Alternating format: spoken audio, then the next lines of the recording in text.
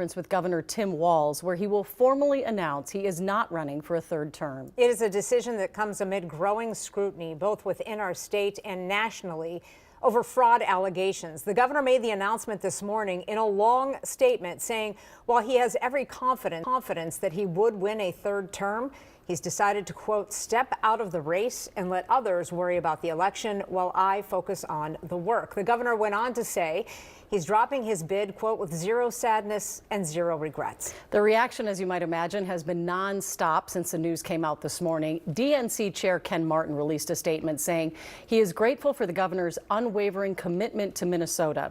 Martin went on to thank Governor Walz for, quote, carrying the torch, knowing when to pass it on, and always putting Minnesota first. The Minnesota DFL also issued a statement this morning saying they respect the governor's decision not to seek a third term. They go on to say the Minnesota DFL will continue to focus on delivering results and running a fair, trusted process that earns the confidence of grassroots activists, candidates, and voters across Minnesota. On the other side of the aisle, the Republican Party of Minnesota also reacting this morning, calling for change and saying, quote, Governor Tim Walz leaves behind a legacy Minnesotans won't soon forget. We'll have more of that everyone and reaction. Happy New Year. Let's listen into the governor like right now. Many Minnesotans, I have to tell you, I was glad to turn the page on 2025. It was an extraordinarily difficult year for our state, and it ended on a particularly sour note.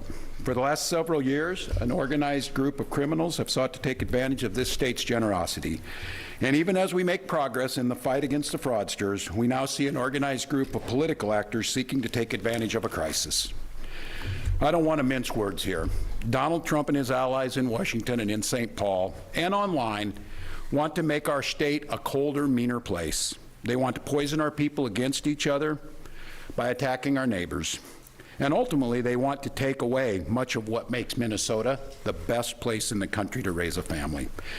They've already begun trying to withhold funds that were meant to help families afford child care, and they have no intention of stopping there. Make no mistake, we should be concerned about fraud in our state government. We cannot effectively deliver programs and services if we can't earn the public's trust.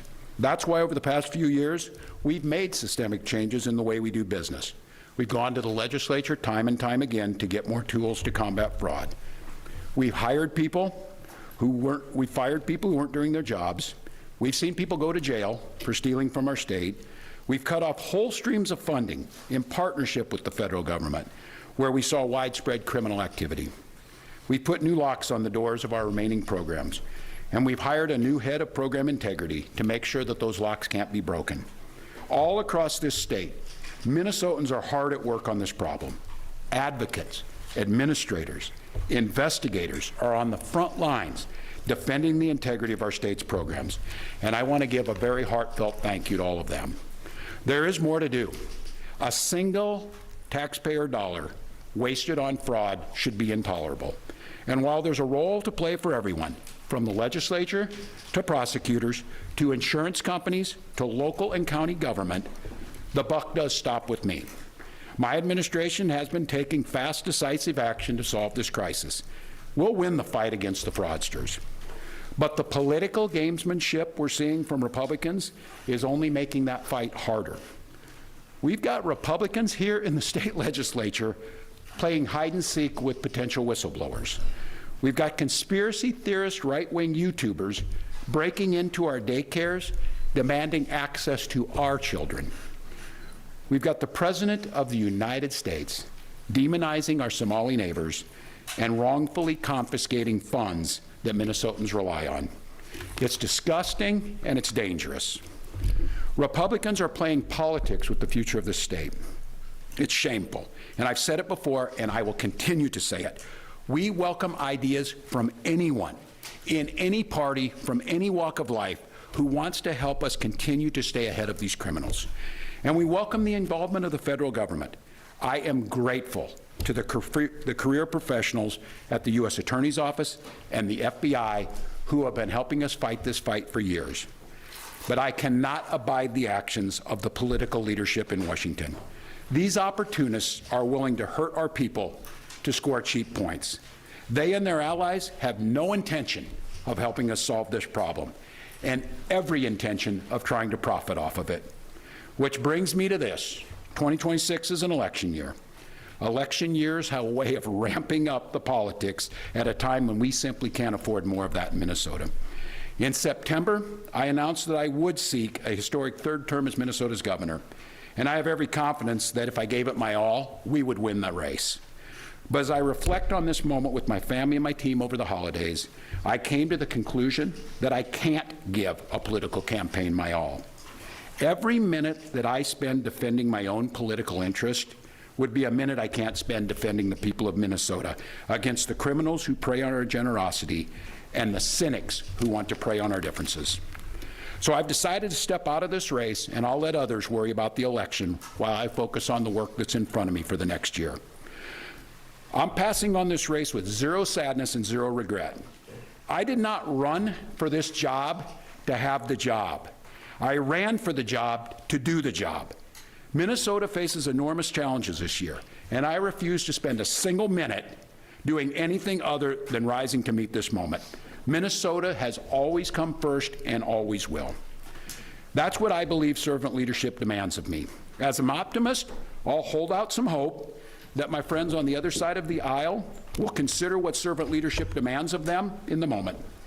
We can work together to combat against the criminals. We can work together to rebuild the public's trust and make our state stronger. But make no mistake about it, if Republicans continue down the path of abusing power, smearing entire communities, and running their own fraudulent game at the expense of Minnesotans, I will fight back with everything that I have. I am absolutely confident a Democratic and a DFLer will hold this seat come November. I'm confident that I'll find ways to contribute to the state that I love long after next January. But there'll be time to worry about all that later. Today, I'm proud of the work we've done to make Minnesota America's best place to live and raise kids. From our new paid leave policy, to our child tax credit, to our school lunch programs feeding every single child.